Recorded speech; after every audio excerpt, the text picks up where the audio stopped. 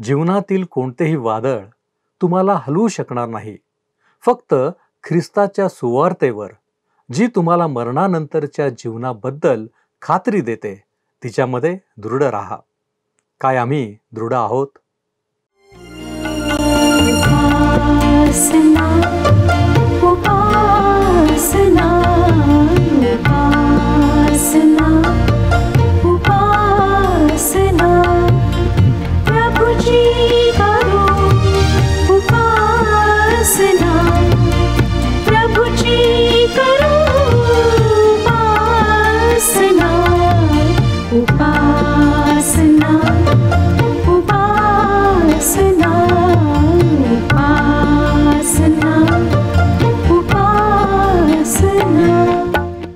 ख्रिस्तामधील प्रिय बंधू आणि भगिनींनो, उपासना कार्यक्रमामध्ये आपले हार्दिक स्वागत. प्रियांनो, आपण नुकतेच गलतीकरास पत्राचा परिचय करून घेतलेला आहे.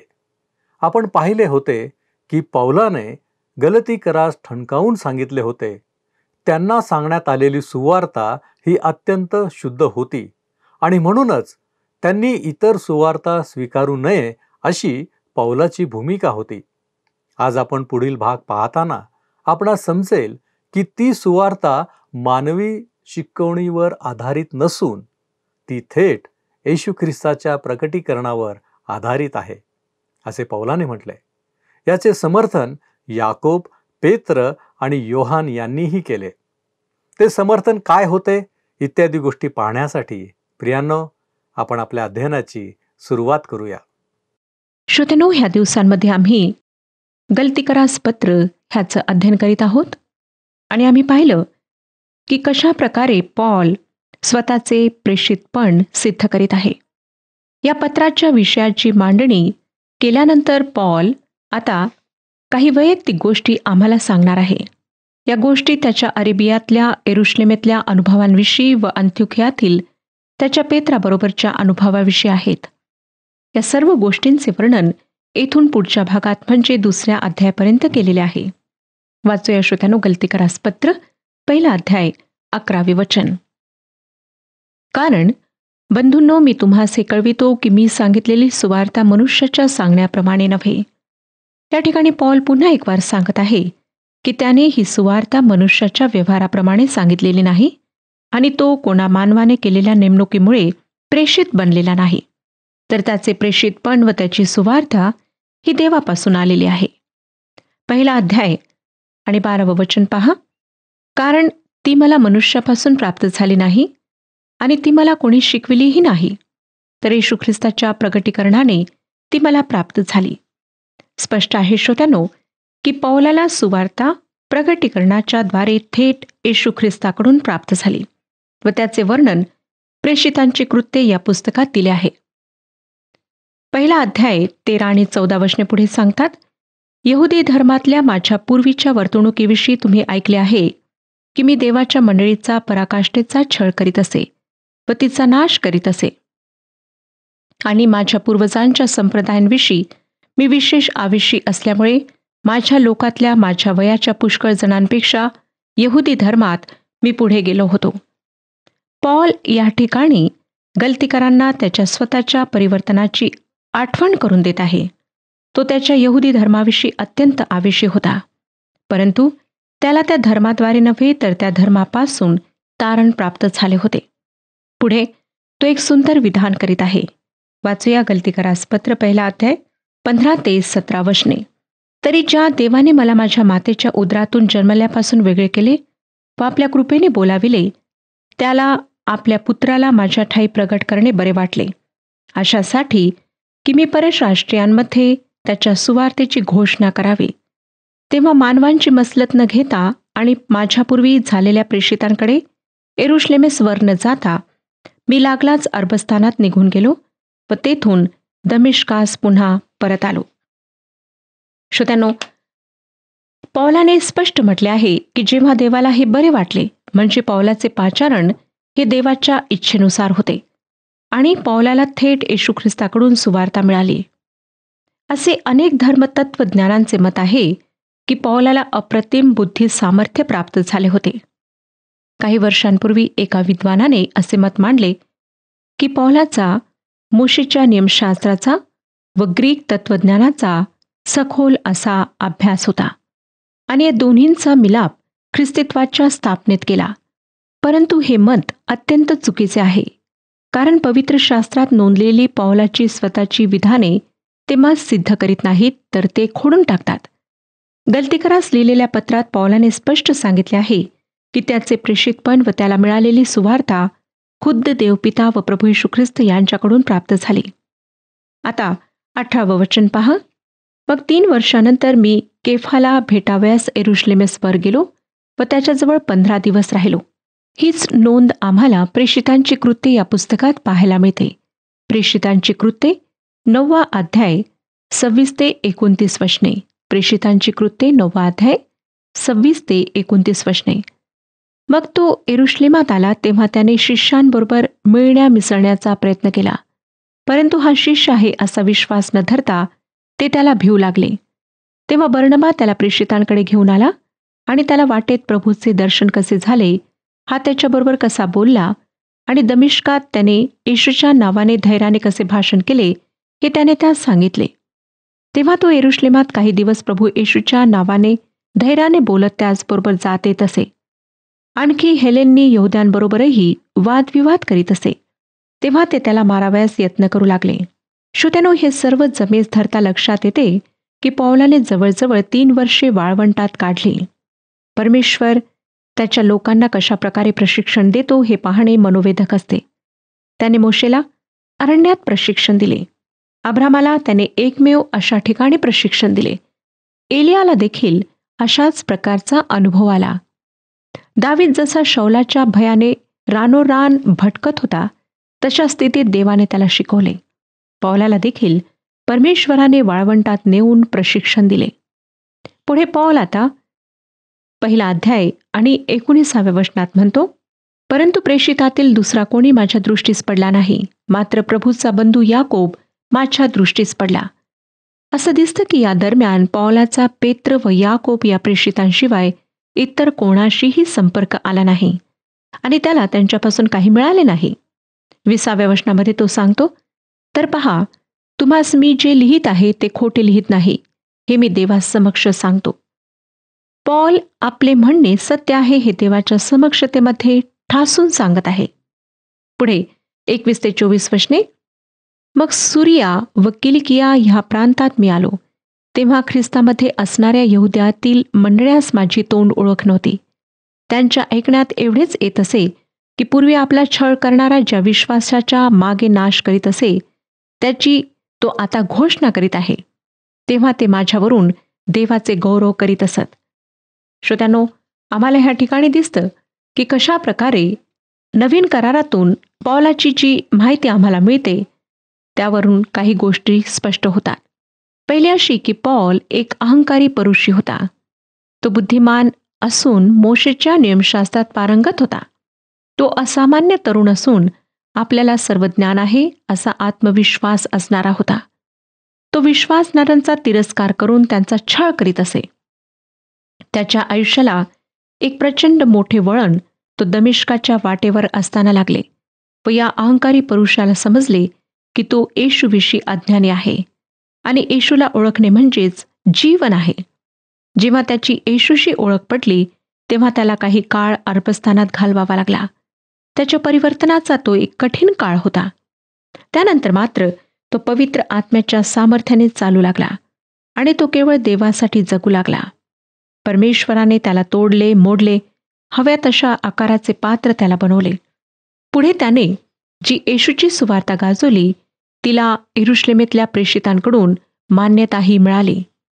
पौल स्वतःच्या प्रेषितपणाविषयी गर्व करीत आहे किंवा बढाया मारित आहे असे मुळीच नाही, परंतु आपण सांगितलेली सुवार्ता अधिकृत आहे म्हणजे खुद्द देवापासून आहे हे सांगण्यासाठी त्याला आधी स्वतःचे स्थान किंवा पद सांगणे आवश्यक होते. ही गोष्ट सिद्ध करताना त्याला स्वतःची साक्ष देखील सांगावी लागली. त्या साक्षीचा काही भाग आपण 1 अध्यायात आताच पाहिला. आता श्रोत्यांनो, दुसरा भाग आपण 2 अध्यायात पाहणार आहोत. आपण हे देखील पाहणार आहोत की पौलाने सांगितलेली सुवार्ता व यरुशलेमेतील प्रेषितांनी सांगितलेली सुवार्ता एकच आहे.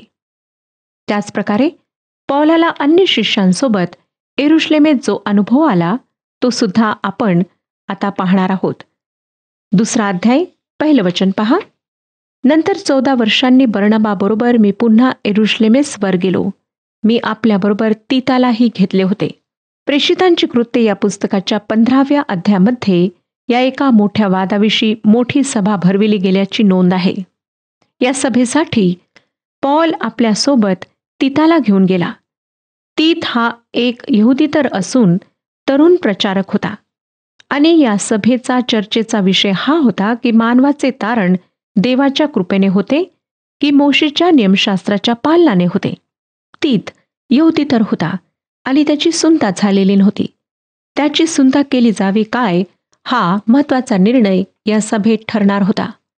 आता पहा श्रोत्यानो की हे यहुदीवादी असा प्रचार करीत होते की यरुशलेमेतल्या विश्वासणाऱ्या मंडळीच्या मतानुसार सर्व विश्वासणारे नियमशास्त्राधीन आहेत आणि यरुशलेमेतील जी मंडळी होती तिच्यामध्ये सर्व यहुद्यांचा समावेश होता व ते सर्व नक्कीच नियमशास्त्राधीन होते. त्यांच्यापैकी अनेक जण यहुद्यांच्या प्रार्थना मंदिरामध्ये उपासनेकरिता जात असत किंवा कदाचित ती त्यांची उपासनेची जागा असावी. या ठिकाणी नियमशास्त्र व कृपा याविषयी अधिकृत भूमिका समजून घेण्यासाठी पौल व बर्नबा तेथे आले. दुसऱ्या शब्दात सांगायचे तर ख्रिस्ताचा स्वीकार केलेल्यांनी नियमशास्त्र पाळावे की नाही हा प्रश्न त्यांच्या समोर होता. आता पौल पुढे काय म्हणतो ते पहा. 2 अध्याय 2 वचन. मला प्रगटीकरण झाल्याप्रमाणे मी गेलो. ज्या सुवार्तेची मी परराष्ट्रात घोषणा करीत असतो ती मी त्यास निवेदन केली, परंतु जे प्रतिष्ठित होते त्यांना एकांती केली, नाहीतर मी व्यर्थ धावतो किंवा धावलो असे कदाचित झाले असते. या ठिकाणी पौलाला हे म्हणायचे आहे की दुसरे प्रेषित जी सुवार्ता गाजवित होते त्यापेक्षा वेगळी सुवार्ता जर त्याने गाजविली असती तर फार मोठी चूक झाली असती. त्याचे सर्व श्रम वाया गेले असते. तो स्वतःची चूक मानण्यास तयार होता की जर मी दुसरी सुवार्ता गाजवित आहे तर मी चूक करीत आहे. माझे सर्व काही व्यर्थ गेले. आपण भ्रमात होतो असे त्याला जाणवले असते, म्हणून तो यरुशलेमेस गेला व तेथे असलेल्या प्रेषितांना त्याने सुवार्ता निवेदन केली.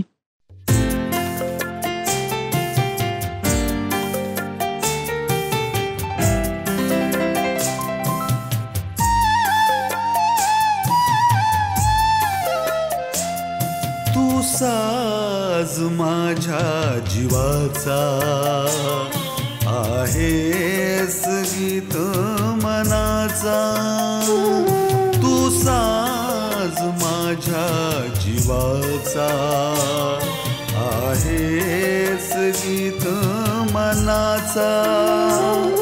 मी रचना तुझीच प्रभुजी, मी रचना तुझीच प्रभुजी. ठेवी भाव आता तयाशी. तू साज माझ्या जीवाचा आहेस गीत मनाचा.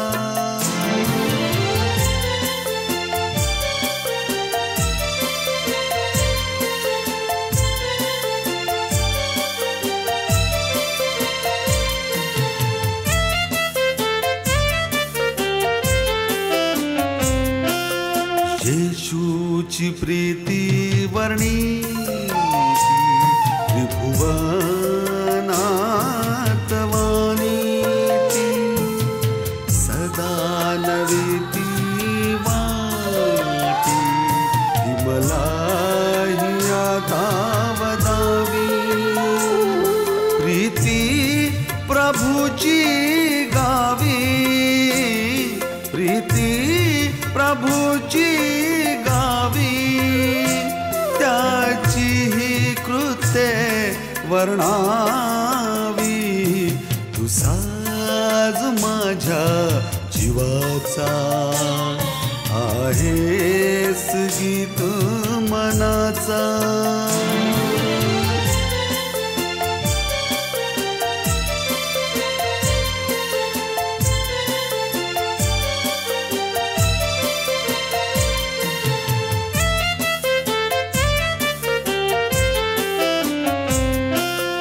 जगिया दुःखे घेरी विश्वास भावे हारी पहिली ही शांती लोपी येशूची प्रीती वदावी प्रीती प्रभूची गावी प्रीती प्रभूची गावी त्याची ही कृत्ये वर्णावी तू साज माझ्या जीवाचा आहेस गीत मनाचा मी रचना तुझीच प्रभुजी मी रचना तुझीच प्रभुजी ठेवी भाव आता तयाशी तू साज माझ्या जीवाचा आहे गीत मनाचा तू साज माझ्या जीवाचा आहेस गीत मनाचा आहेस गीत मनाचा. पुढे तो आम्हाला काय सांगतो ते पहा 3 आणि 4 वचनात.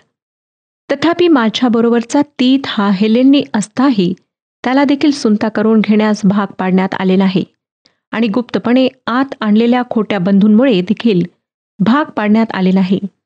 ते आम्हास गुलामगिरीत घालण्याकरिता ख्रिस्त येशूमध्ये आम्हाला जी मुक्तता मिळाली आहे ती हेरून पाहावी म्हणून गुप्तपणे आत आले होते.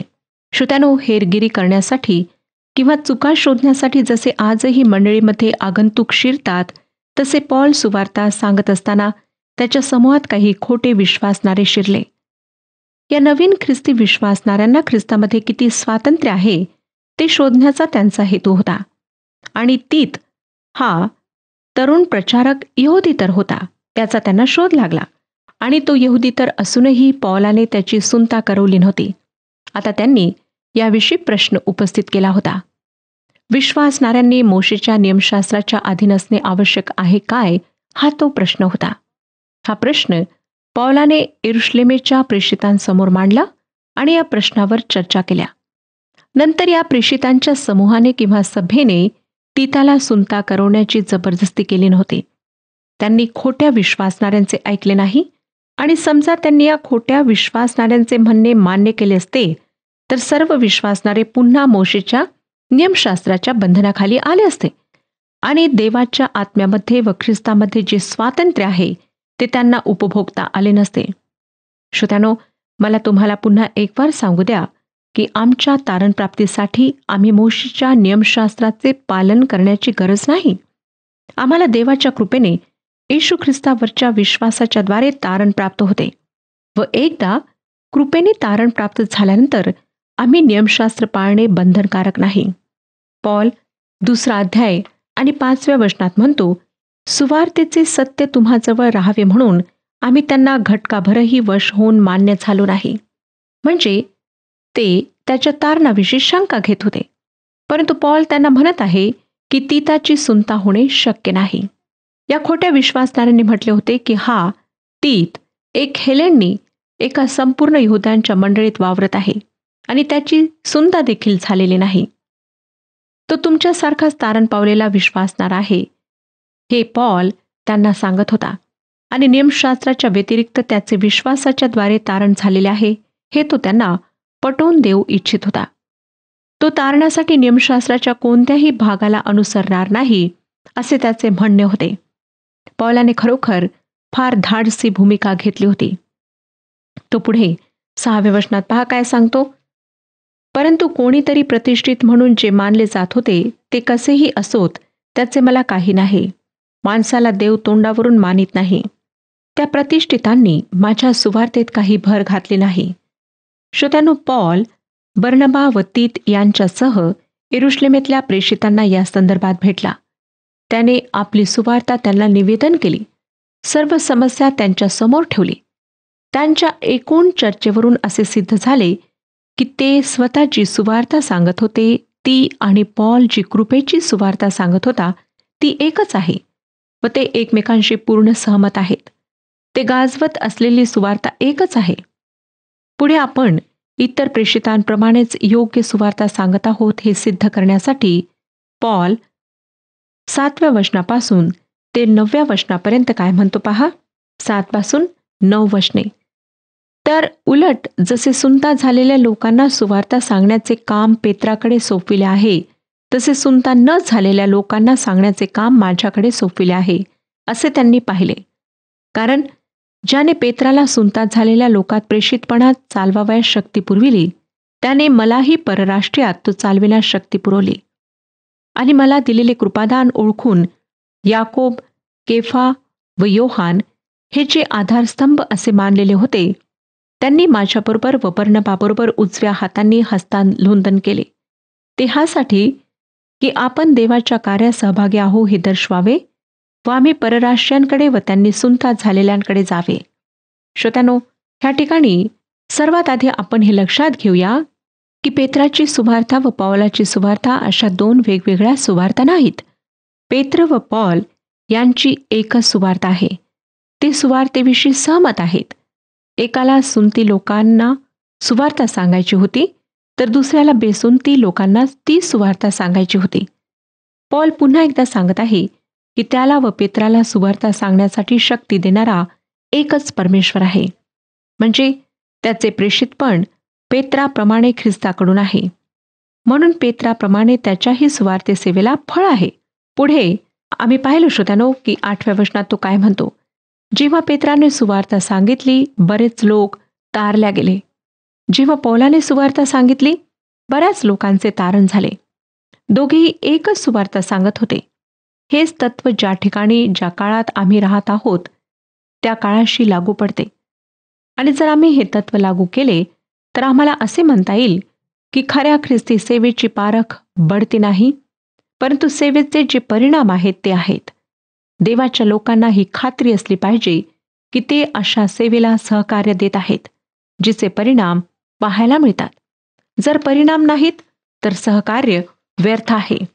आम्हाला दिसतं श्रोत्यानो, आजकाल बऱ्याच प्रकारचे संप्रदाय सुरू झालेले आहेत, अनेक संस्था सुरू झालेल्या आहेत, परंतु त्यांच्या सुवार्तेचे जे फळ आहे, जो परिणाम आहे, तो आम्हाला दिसत नाही, तर मग ती सुवार्ता व्यर्थ आहे. म्हणून आम्हाला सतर्क व्हायचं आहे. पुढे तो 9व्या वचनातून हे सांगतो की यरुशलेमेच्या मंडळीचे जे आधारस्तंभ होते, उदाहरणार्थ पेत्र, योहान व याकोब यांनी पौलाची सुवार्ता मान्य केली व त्याच्याबरोबर देवाच्या कार्यातली सहभागिता त्यांनी व्यक्त केली. या सर्व वचनातून पौल या गोष्टीवर भर देत आहे श्रोत्यानो की त्याने गलतीकरांना जी कृपेची सुवार्ता सांगितली ती अधिकृत आहे व तिला नियमशास्त्राच्या आधाराची गरज नाही. ती सांगणारा तो स्वतः पौल यरुशलेमेतल्या इतर प्रेषितांप्रमाणेच प्रेषित आहे. आता तो 10व्या वचनात काय म्हणतो पहा. मात्र आम्ही गरिबांची आठवण ठेवावी अशी त्यांची इच्छा होती आणि मी तर तीच गोष्ट करण्यास उत्कंठित होतो. तुम्हाला आठवतच असेल की नंतर पौल यरुशलेमेतल्या मंडळीसाठी दानार्पण घेऊन गेला, कारण या मंडळीचा छळ होत होता व मंडळीची स्थिती दुःखद होती. आणि परिवर्तन होण्यापूर्वी पौल स्वतः मंडळीचा छळ करणाऱ्यांपैकी एक होता. आता या यरुशलेमेच्या मंडळीसाठी दानार्पणाची भेट आणण्यास तो मोठा उत्सुक होता. आम्ही श्रोत्यानो दर रविवारी मंदिरात जातो, पण देवाच्या दानपात्रात अगदी मोजून नाणी टाकतो. देवाला देण्याकरिता आमच्या मनात इच्छा नसते. आम्ही उदार हस्ते देत नाही. आणि या व्यतिरिक्त आणखी एक गोष्ट आम्ही करतो ती ही की सामाजिक कार्याकडे आम्ही पूर्णपणे दुर्लक्ष करतो. आम्ही आमची मंडळी, आमचे कुटुंब, आमचे घर व आमचे छोटेसे विश्व यातच आम्ही रमून जातो. या पलीकडे कोणी आहे व त्यांना आमच्या मदतीची, प्रार्थनेची, आर्थिक सहाय्याची गरज आहे याकडे आम्ही जाणून बुजून दुर्लक्ष करतो. परंतु पवित्र शास्त्र आम्हाला तसे करण्याची परवानगी देत नाही. ते आम्हाला याकोबाचे पत्र 2 अध्याय 15 ते 17 या वचनांमध्ये सांगते. याकोबाचे पत्र 2 अध्याय 15 ते 17 वचने. भाऊ किंवा बहीण उघडी आहेत, त्यास रोजच्या अन्नाची वाण आहे. आणि तुम्हामधील कोणी त्यास म्हणतो, सुखाने जा, ऊब घ्या व तृप्त व्हा, पण त्यांच्या शरीराला पाहिजे ते त्यास तुम्ही देत नाही, तर त्यापासून काय लाभ? त्याप्रमाणे विश्वासाबरोबर क्रिया नाहीत, तर तो जात्या निर्जीव आहे. पौलाला यरुशलेमेतील गरीब विश्वासणाऱ्या बंधूंविषयी सांगण्यात आले व त्याने उत्साहाने त्यांना सहाय्य करण्याची जबाबदारी पत्करली. श्रोतांनो, येशू ख्रिस्ताचा ह्या पृथ्वीवरचा जन्म, वधस्तंभावरील त्याचे मरण, त्याच्या त्या यातना, ते दुःख आणि त्याचे पुनरुत्थान आम्ही सतत स्मरणात ठेवले तर आम्ही देवाशी विश्वासू राहू शकतो. आणि ह्याच गोष्टी आम्हाला आमच्या आध्यात्मिक जीवनात नेहमी जागरूक ठेवतात. आम्हाला इतरांविषयी कळवळा, दया, करुणा ह्या सर्व गोष्टी ह्याचद्वारे प्राप्त होतात.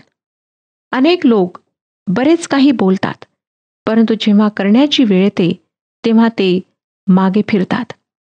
मला माहीत नाही की आपण आपल्या जीवनाच्याद्वारे परमेश्वराचे गौरव करीत आहात किंवा नाही. त्याचबरोबर आपल्या जीवनाच्याद्वारे आपण इतरांची सेवा करीता किंवा नाही. काय त्यांच्या बाबतीत आपल्याला कळवळा आहे? गरीब लोकांची, विधवा, अनाथ लोकांची आपण काळजी घेता, त्यांना मदत करता. मला खात्री आहे की आजच्या वचनाच्याद्वारे परमेश्वर आपणाशी बोललेला आहे. परमेश्वर आपणा सर्वांस आशीर्वाद देव. हा कार्यक्रम आपणास आवडला काय? आता आम्हाला एक मिस कॉल करा आणि आपण पुढील विजेता होऊ शकता.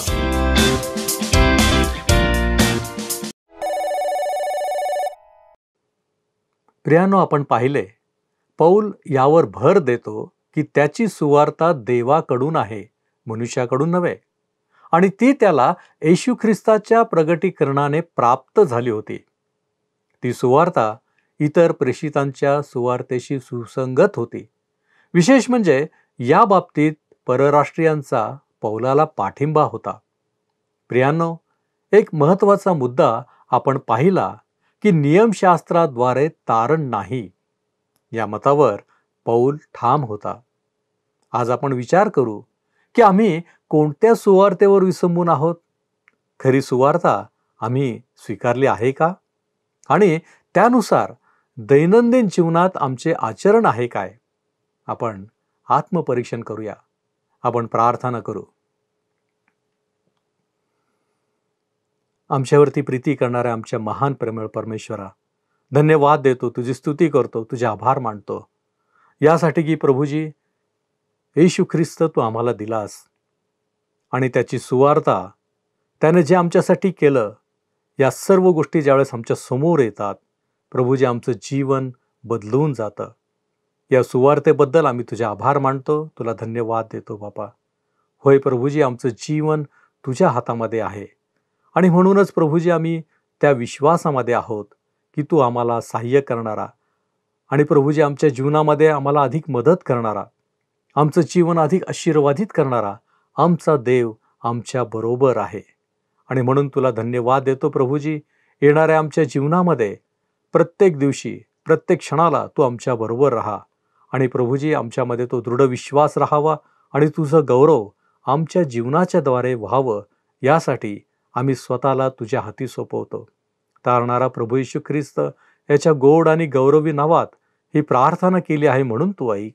आमेन. प्रभू येशूची कृपा आपणाबरोबर सदैव असो.